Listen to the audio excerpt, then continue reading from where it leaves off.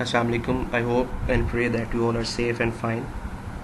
The subject we are studying is money, banking, and finance, and so far we have studied about the cash and the banking and different terms of finance as well. In the previous lecture, we were discussing about the balance sheet of the bank.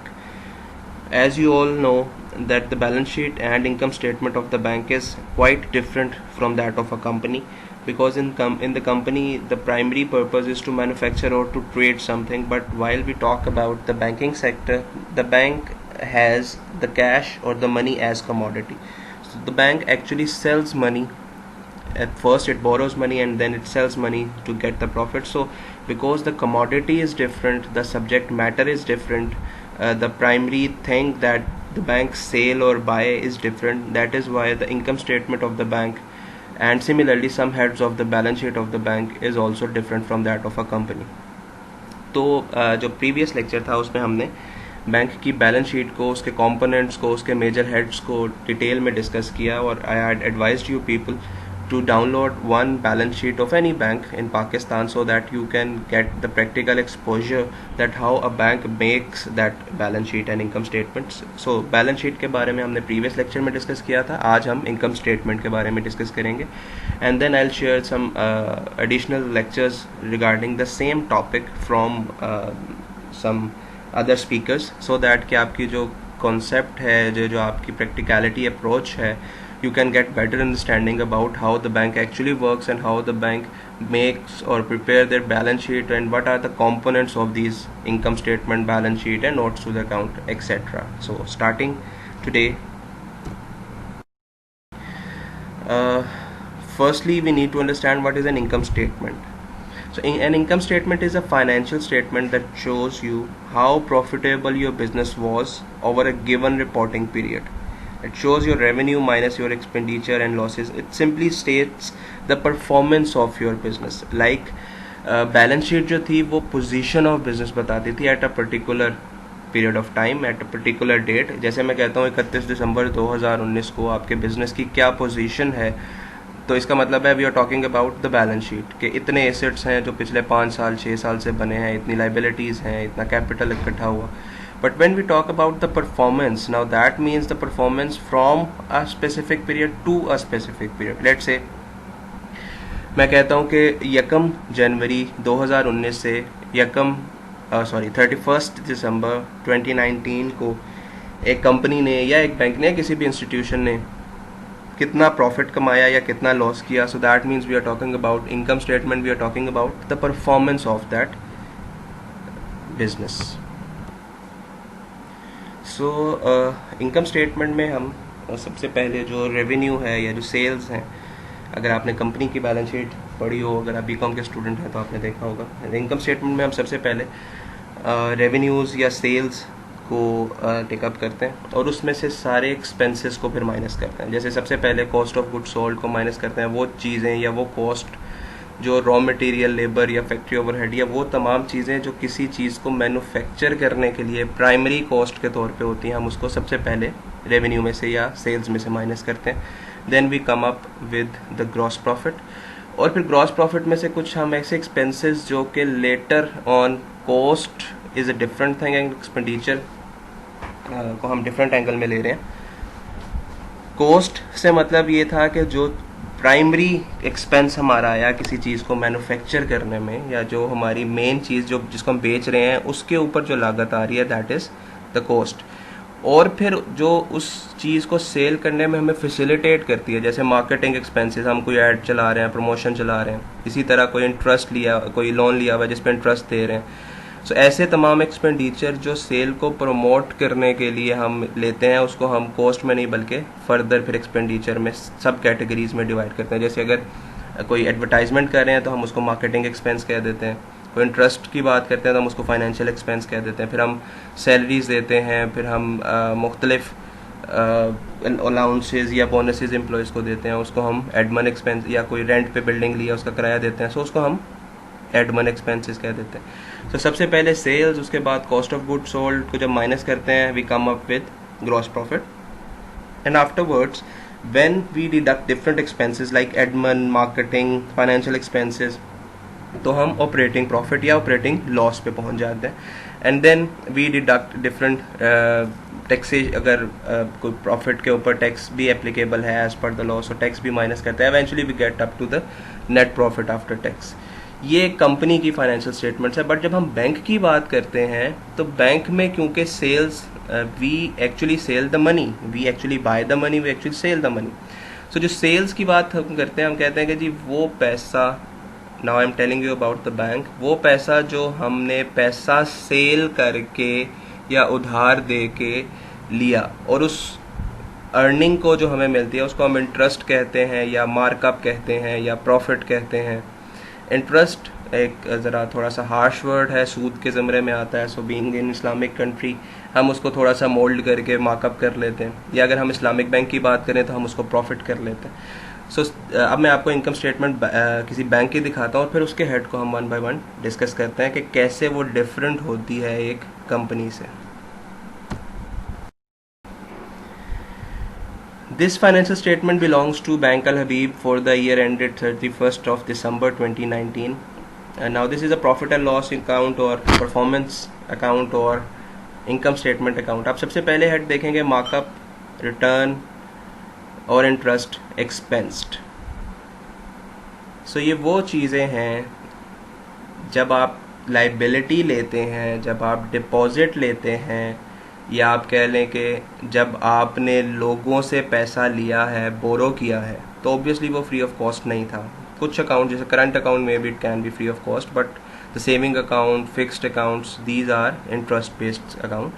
सो उसके ऊपर आपको कोई ना कोई expense करना पड़ता है. और सिमिलरली जब आप वो लोन आगे फर्दर देते हैं, किसी को एडवांस करते हैं, किसी को पैसा उधार देते हैं, कोई इंस्टीट्यूशन को, कंपनी को, लोगों को, तो उसके ऊपर वो भी आप पैसा ही उधार दे रहे हैं. जो अर्निंग आपको मिल रही है, जो रिटर्न आपको मिल रहा है, आप उसको इंटरेस्ट कहते हैं, मार्कअप कहते हैं. सो ये पहला हेड जिसमें बाकी कंपनी में यहाँ सेल्स लिखा होता है, but here in the bank income statement we have markup, return, interest earned. So ये वो सेल्स हैं, ये वो रेवेन्यू है जो एक बैंक ने अपनी कमोडिटी यानी कि पैसा प्राइमरी पर्पस के थ्रू, क्योंकि मैंने आपको बता चुका हूँ कि प्राइमरी पर्पस बैंक का है बोरो करना और उसको लेंड करना, और एक हायर रेट ऑफ इंटरेस्ट पे लैंड करना, कम रेट ऑफ इंटरेस्ट पे बोरो करके, ताकि बैंक प्रॉफिट कमा सके. सो ये उसकी प्रैक्टिकल एग्जांपल है कि ये मार्कअप और रिटर्न और इंटरेस्ट अर्नड वो चीज़ है जो बैंक ने पैसा उधार दे के कमाया. सो दैट इज़ ₹105 बिलियन है.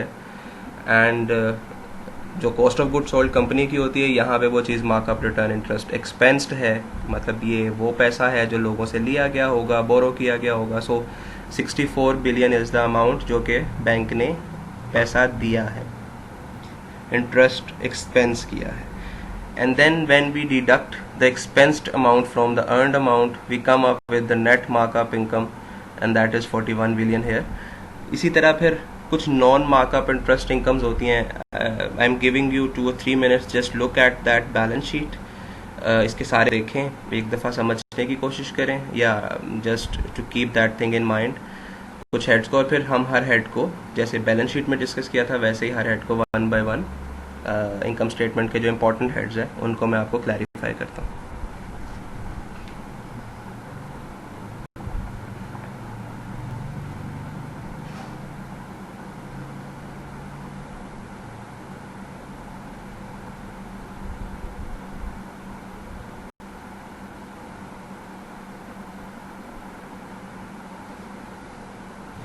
Okay, now going forward.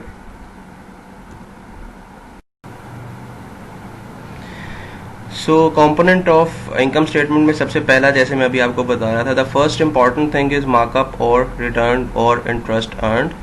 सो ये वो इनकम है जो कि बैंक ने अपना पैसा लेंड करके किसी को उधार दे के, देर आर डिफरेंट फैसिलिटीज़ और credit facilities that a bank provide. For example bank running finance भी देता है, बैंक टर्म फाइनेंस भी देता है, बैंक रेडी लाइन देता है, या बैंक लीजिंग के लिए लीजिंग जो है वो प्रोवाइड करता है कार्स के लिए. इसी तरह इस्लामिक बैंक की बात करें तो मुशारका है या मुदारबा है.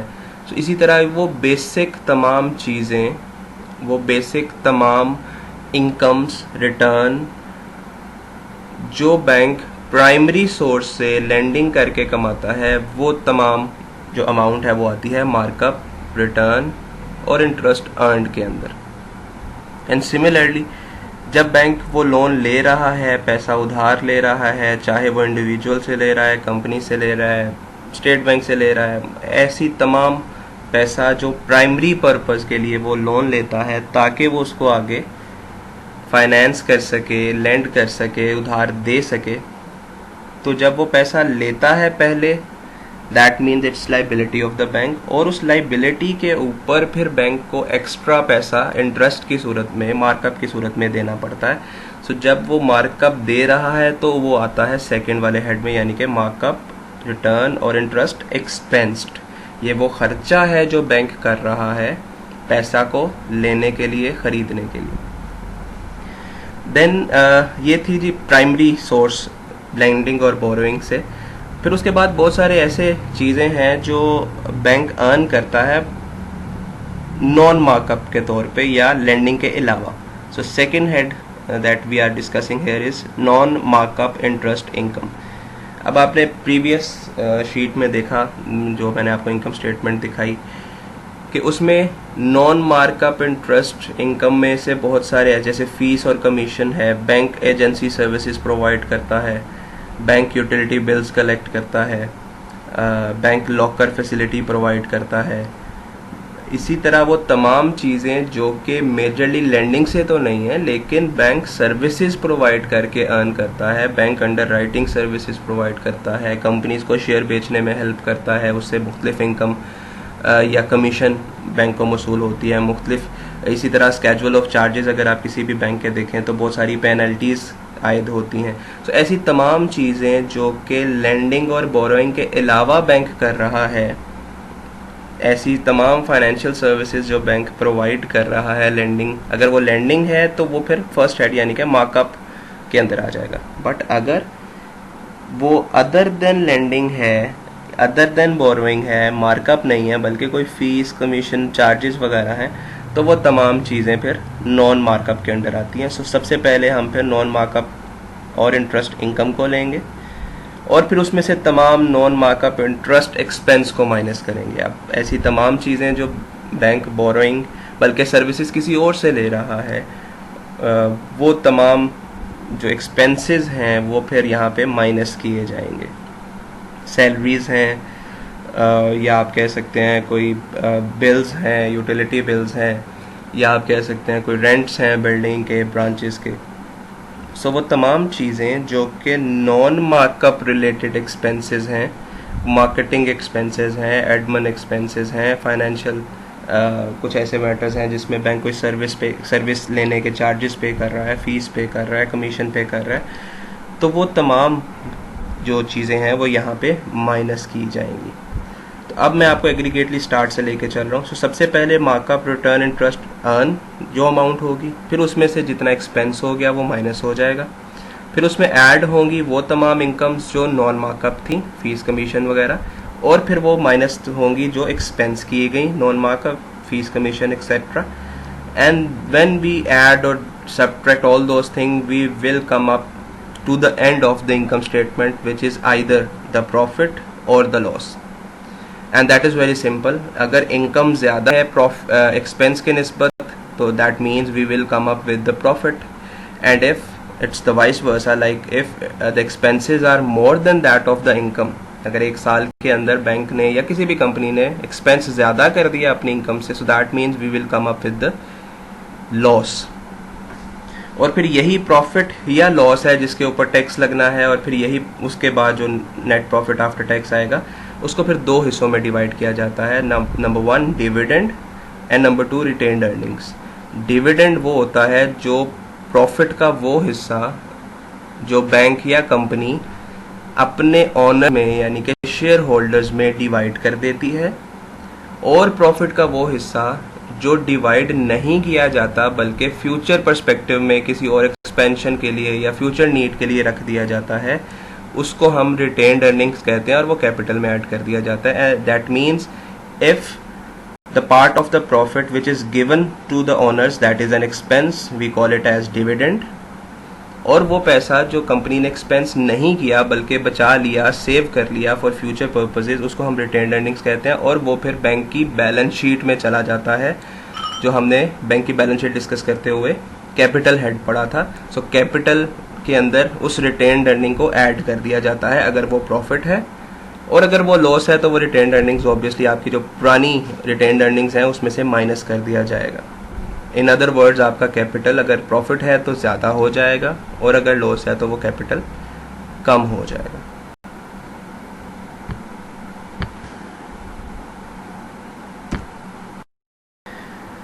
So I'll once again request you people to download a balance sheet of any bank which is registered in Pakistan. Pakistan का इसलिए कह रहा हूँ कि वो पाक रुपीज़ में फिगर होंगी, it's better to understand and it will be easier to understand those concepts. फिर आप उस बैलेंस शीट और इनकम स्टेटमेंट को पढ़ें, उसके नोट्स को पढ़ें, एंड देन जो नेक्स्ट सेशन होगा, जब आप ये लेक्चर सुन चुके होंगे, अंडरस्टैंड कर चुके होंगे, तो इसी बैलेंस शीट से रिलेटेड मैं आपसे कुछ क्वेश्चन पूछूंगा हमारे जूम सेशन के ऊपर, जैसे होते हैं रेगुलरली। सो उस जूम सेशन में मैं आपसे क्वेश्चन पूछूंगा, या आपके जो रेलेवेंट टीचर्स हैं वो आपसे if they like they may ask you question, so that कि आपकी भी जो क्यूरीज हैं वो भी क्लियर हो जाएं और हम इस कॉन्सेप्ट को बेहतर आगे लेकर चलें। आज हमने कम्प्लीटली ये डिस्कस किया कि किसी भी बैंक की इनकम स्टेटमेंट या परफॉर्मेंस स्टेटमेंट कैसी होती है। इससे पहले हम बैलेंस शीट को डिस्कस कर चुके थे और अब इनकम स्टेटमेंट को डिस्कस किया। नेक्स्ट लेक्चर में मैं आपको bank general principles of bank management, या कैसे बैंक अपने मामलात को, अपने क्रेडिट्स को, अपने इंटरेस्ट रेट रिस्क को मैनेज करता है, कैसे कैसे स्टेप से गुजरता है, वो तमाम चीज़ें मैं आपको नेक्स्ट लेक्चर में बताऊंगा। And then I'll also share some videos from other speakers, so again with the same topics or relating to same topic, understanding मज़ीद बेहतर हो जाए। Till then, stay safe, जज़ाकल्लाह।